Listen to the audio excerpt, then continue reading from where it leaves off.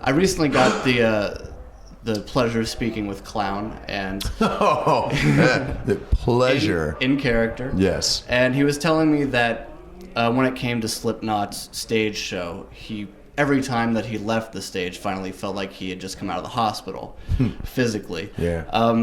I wanted to know, do you feel that same way? And is playing with Stone Sour sort of a nice, breezy experience compared to the mayhem of Slipknot's live show?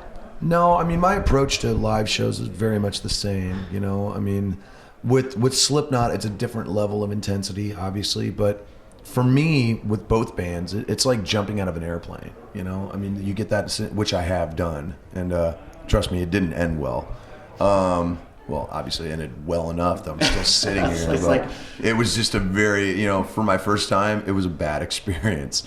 You know, I throw myself into it no matter what I'm doing, you know? So with Slipknot, you know, it's the level of intensity in the music that really gets me going, you know? Whereas with Stone Sour, there's a lot more emotion, you know? There's a lot of different emotions going on. So I can kind of ghost in and out of those and really try to embrace the tone of the song. And there's so many different songs that we have with Stone Sour that it really kind of puts me through my paces.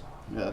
And when I was talking with Clown, I sort of gave him a visual interpretation of what I thought of Slipknot's show. I kind of likened it to a parasite because you guys are just like, it's very primal. You guys are like drooling on stage. You've got the crowd just completely controlled.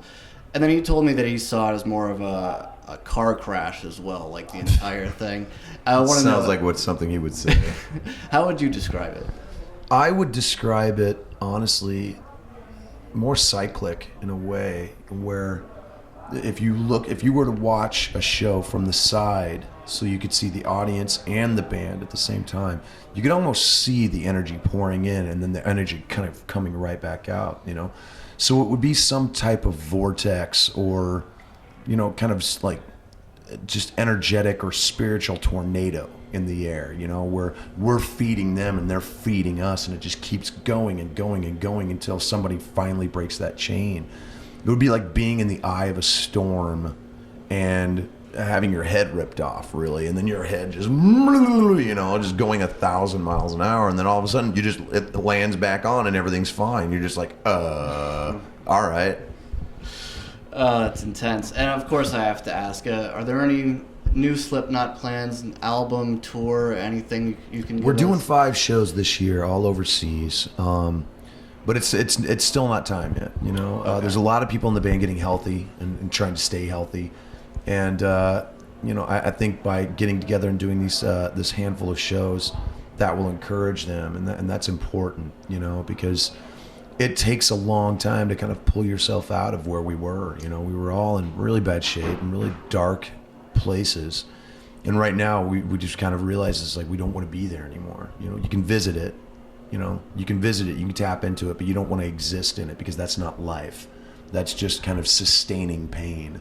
And for me, it's, you know, I kind of let that go a long time ago, and now the rest of the guys in the band are kind of seeing that as well. So we're all just kind of trying to be there for each other and whatnot, and I think we'll start working on new music probably next year.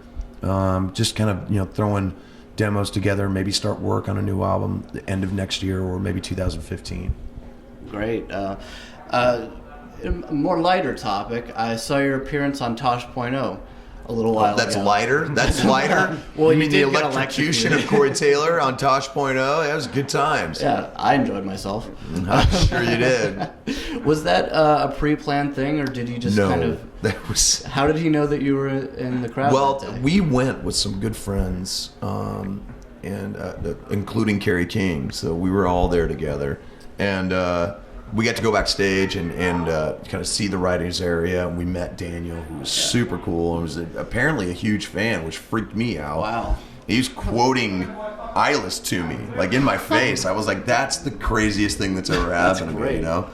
But what they do is they shoot it twice. They shoot the show twice, you know, so they can like grab even better jokes and whatnot and really kind of go for it. So it was in the middle of this, it was in between the first taping and the second taping, and there was this whole skit about the Hands Across America type of electrocution, And he's like, he just kind of stops and he goes, maybe we'll get somebody out here to we got the box. Somebody bring the box out and we'll see if we can get somebody to grab it. And he looks right at me. And I was like, you've got to be kidding me. Let me guess. Can I get a volunteer? So, of course, that happens.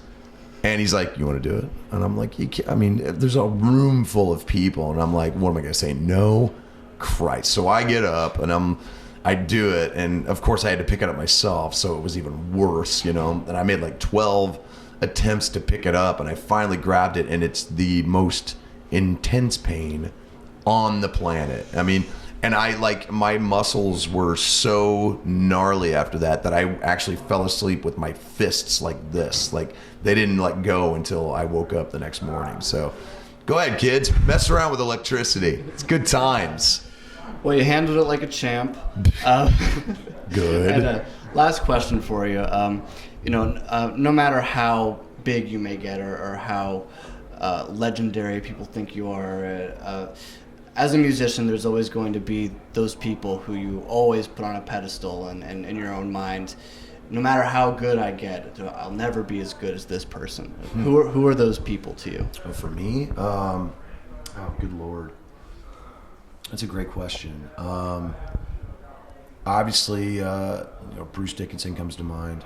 He's the man. When it comes to, at his age, he's still doing it. Just at the same level of energy and quality that he was.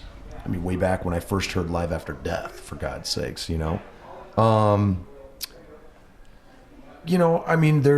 the people who are like at that level, and there's people who just feel like they're getting more and more creative, like Trent Reznor. He's just the man.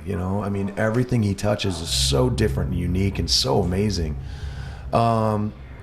But the thing that I really love the most is that you take a guy like Dave Grohl, who would have every reason in the world to be kind of stuck up his own ass, and full of himself, and he is still just the nicest dude I've ever met, and I take a lot of inspiration from that, because I've always said there is room in every walk of life for manners, for class, to be a nice guy, and to treat people well. And I see so many people in my line of work really not doing that, So I'm like, well, screw that. I'm going to be the other end of the spectrum. And Dave Grohl lets me know that I'm on the right track. Great. Well, thank you again so much for your time. No worries.